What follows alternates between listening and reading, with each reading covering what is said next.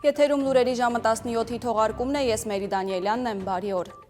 Հայաստան Միացյալ Նահանգներ համատեղ հայտարարությունը, որով նախատեսվում է թրիփ զարգացման ընկերության 74% մասնաբաժինը հատկացնել Միացյալ Նահանգներին, 26%-ը Հայաստանին մտահոգություն է առաջացրել հարևան Իրանում։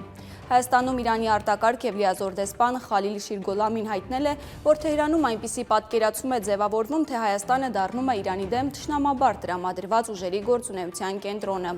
Դեսպանի խոսքով իրենք չեն վստահում Միացյալ Նահանգներին, մտահոգված են, որ ԱՄՆ-ն կարող է օգտագործել այս նախագիծը իր անվտանգային քաղաքականության շրջանակում։ Ըստ նրա, հայ գործընկերները հավաստիացրել են, որ Հայաստանը երբեք սպառնալիքի աղբյուր չի դառնա Իրանի համար։ Մենք պայմանավորվել ենք, որ այս նախագծի մասշտաբները հասկանալու համար մեր քննարկումները պարբերաբար կշարունակվեն, հավելել է դեսպանը։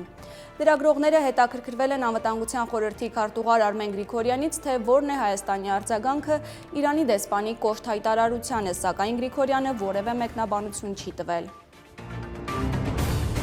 Իրանը ծրագրում է փակ ներքին ինտերնետ ցանց ստեղծել, որը հասանելի կլինի տեղական կայքերի սահմանափակ շրջանակի համար։ Այս մասին գրում է Գվարդիան պարբերականը։ Ինտերնետի մոնիտորինգով զբաղվող NetBlocks ծառայությունը հունվարի 8-ին հայտնել էր, որ ընթացիկ բողոքի ցույցերի ժամանակ առաջին անգամ Իրանի ողջ տարածքում ինտերնետ ծառայությունների ամբողջական անջատում էր գրանցվել։ Միևնույն ժամանակ ամերիկացի միլիարդատեր Էլոն Մասկը աջակցություն է հայտնել ցուցարարներին։ Նրա SpaceX ընկերությունը անվճար ակտիվացրել է Starlink արբանյակային ինտերնետային ծառայությունը Իրանի օգտատերերի համար։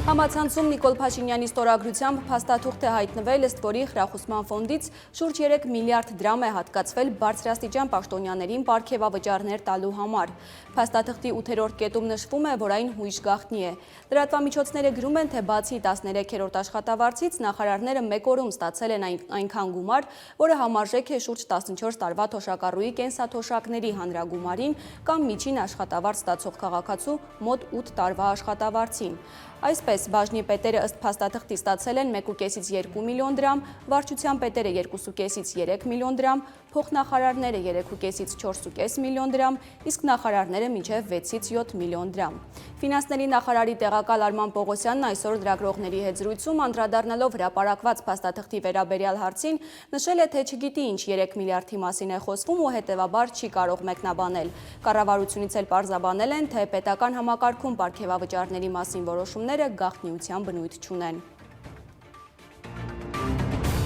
Մայրաթոռը անդրադարձել է տարածվող լուրերին, թե իշխանության ուժային կառույցները բացահայտ ճնշումներ են գործադրում զինված ուժերում հոգևոր սպասավորություն իրականացնող գնդերեցների նկատմամբ և սպառնալիքներով պարտադրում են նրանց միանալ Նիկոլ Փաշինյանի և 10 եպիսկոպոսների նախաձեռնած այսպես կոչված հակաեկեղեցական արշավին։ Կառույցը հաստատելով, որ նման ահազանգեր եղել են, երևույթը դատապարտելի և անընդունելի է համարել։ Մայրաթոռի արձագանքում մասնավորապես ասվում է, թե բանակը պետք է զերծ մնար նման բռնաճնշումներից, իսկ իշխանությունների իրենց դիրքի չարաշահմամբ նման գործողությունների իրականացումը լուրջ հարված է հայոց բանակին և ազգային անվտանգության հիմքերին։